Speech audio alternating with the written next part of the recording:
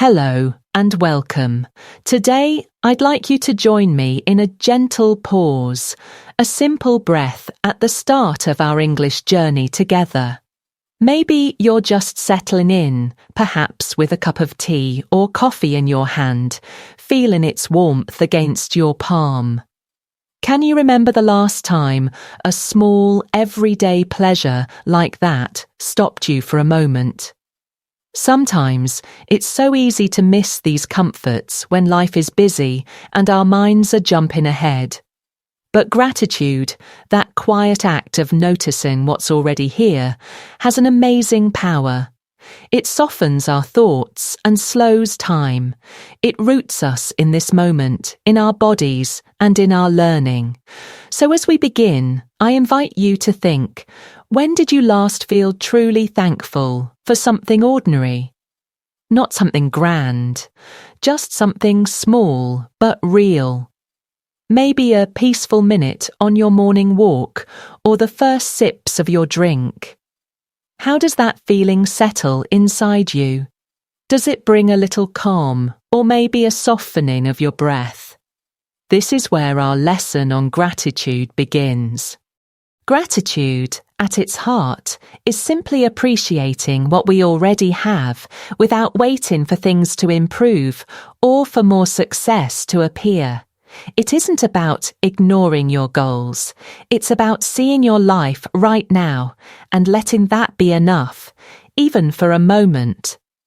More and more, psychology and well-being research talk about gratitude as a real strength.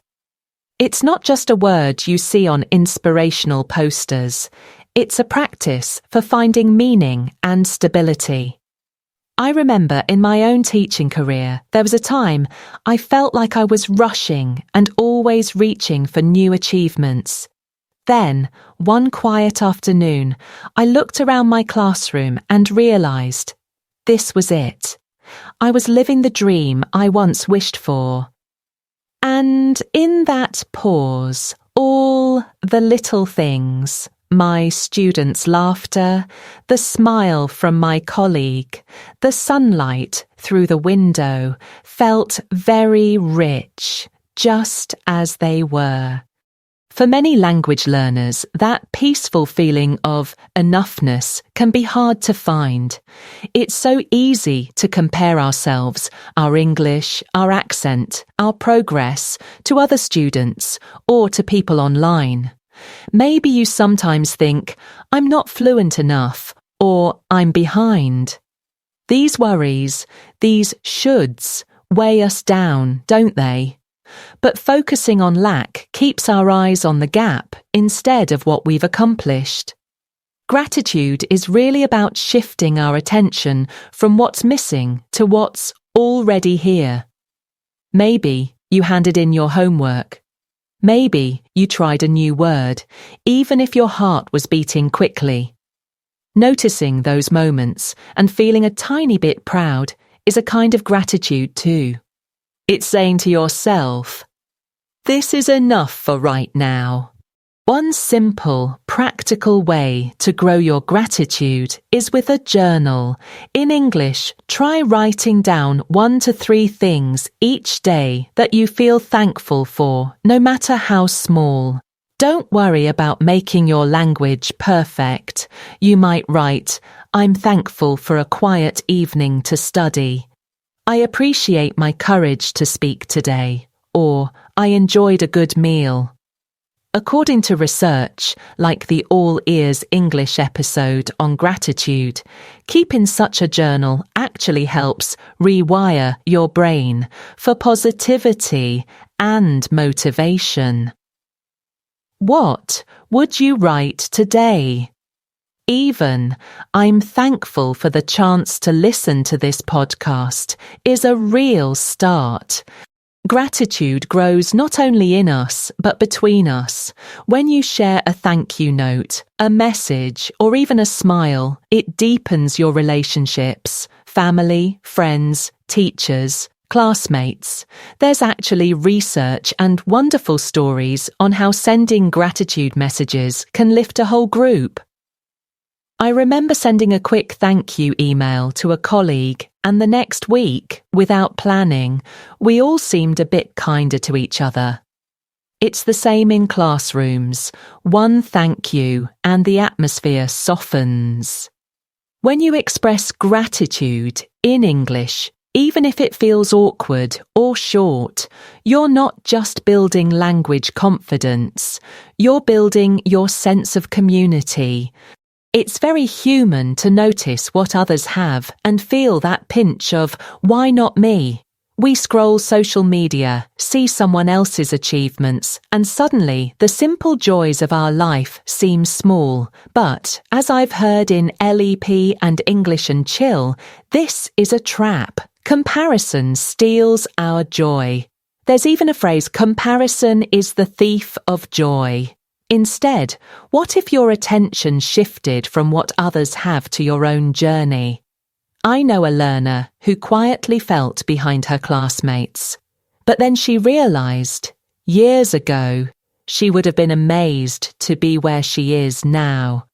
Sometimes just reaching the next small step is its own miracle. Let's slow down for a moment together. Gratitude is deeply linked to mindfulness, which is simply being present, right here, right now.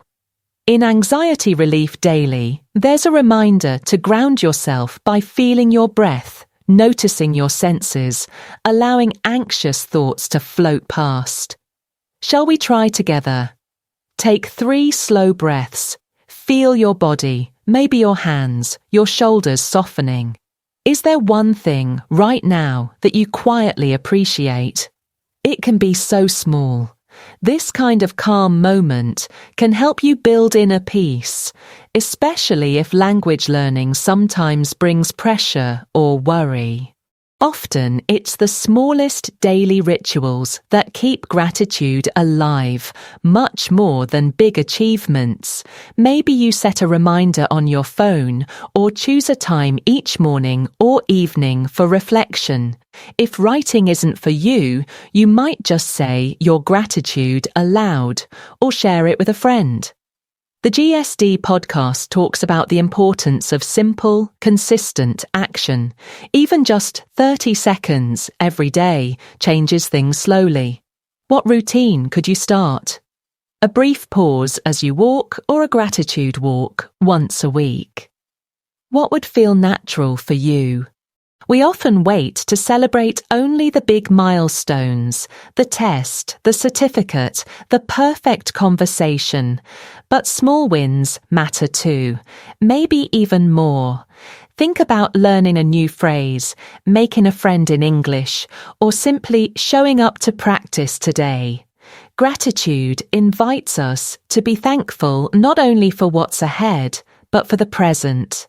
I've known learners who, after years of feeling behind, finally noticed their ordinary day was what they used to dream of. That pride builds slowly, step by step. So, as we move towards the heart of this episode, I want to offer you this. You don't need a new life, just a new way of seeing the one you already have. Let's finish this moment gently. Breathe in, then out. Think of one small thing you're thankful for. Can you carry just that simple, quiet gratitude with you through the rest of your day? You can reflect. What does enough mean for you today in this exact moment? Sometimes what we already have is quietly generous, if only we pause and see it. Now, let's put gratitude into our English learning in practical ways. Perhaps you might set one small daily goal, for example, to say thank you in English each day.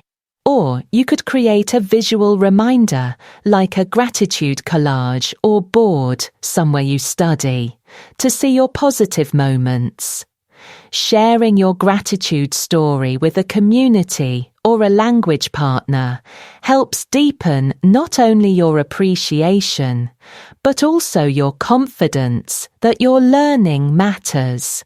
This week, why not practice expressing gratitude in conversation, text, or even a quick message? Thank you for your help today, or I'm grateful you listened. Simple phrases, gentle steps. Maybe start a gratitude exchange with a friend or language partner. Each week, you share one thing you're thankful for. Or build a visual gratitude board in your learning space. Something you see often to keep gratitude alive and visible. Gratitude isn't only for the easy days. Looking back, think of a challenge or setback in your English journey. Was there a moment, even a small one, when gratitude helped you keep going? You might start a resilience journal where you notice how gratitude supported your strength and growth. Or create an affirmation, a gentle mantra. I am enough and my efforts matter to carry you through difficult days. Let these words become small seeds of confidence within you.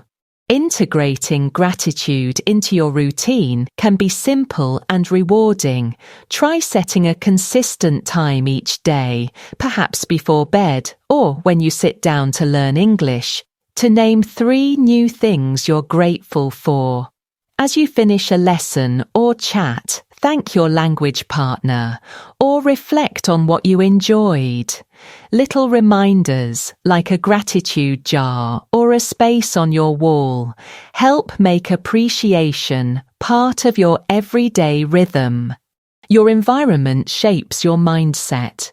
Try creating a corner in your home or study area to display notes, quotes, or photos that hold meaning in your language journey.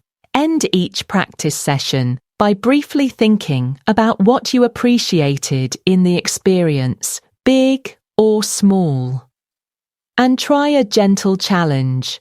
Thank 3 people in English this week, or note 5 new things you're grateful for. Then share your discoveries with a language community.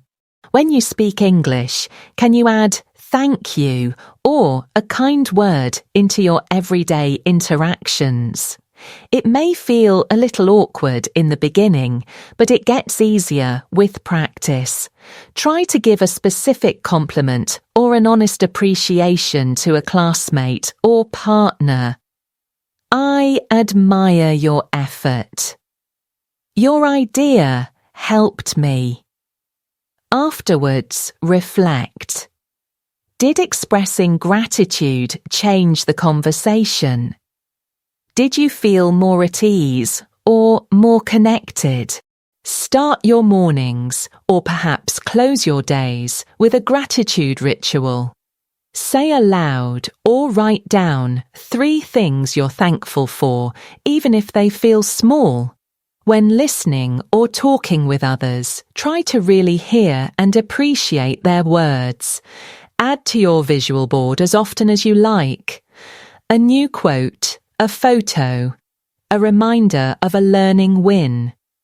These simple actions gently retrain our minds towards appreciation and calm. Would you like to build habits with someone else? Try a gratitude exchange.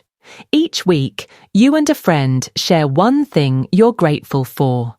Create a simple collage or visual reminder in your learning space. Reflect on how gratitude, practiced even a little bit, affects your self-confidence and mood. By telling your story, you may help others see that progress and peace are often found in the quiet steps, not the loud ones.